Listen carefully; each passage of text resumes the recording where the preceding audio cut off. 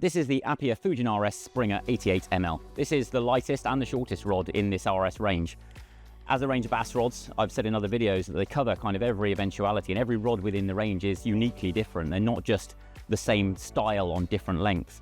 So rated at 32 grams, this is a very slim rod for a start. You notice that straight away. The action is not necessarily super tippy or steely or anything like that. They have this level of sort of Apia glassiness to them, which actually makes them far more robust as far as I'm concerned. It also makes them far better casting rods, and that's a feature you find throughout the range. But the interesting story behind this one is that when they first came in, I'd fished it on the coast a couple of times, and being rated at 32 grams, I must admit, I was worried that it was going to ever go that far.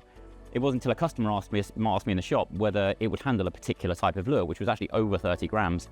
At the time, I was quite confident that it just wouldn't, but later that day, I went out and actually gave it a go, and it was very, very happy doing it. And that's really testament to how good Apia are at making blanks, and that's where they seem to spend their time and their money. And there's so much going on within the technology, the carbons within these blanks, that they managed to make a rod that is light and elastic when you want it to be, a lot of fun to play fish with. You'll never pull a hook out of a fish on one of these because they are just so forgiving when you want them to be, but they're also very quick recovery, so the casting is amazing. So the Springer specifically is one obviously that we use on the whole mostly for lighter lures. If you're fishing lighter lures, it is the best rod in the range for that.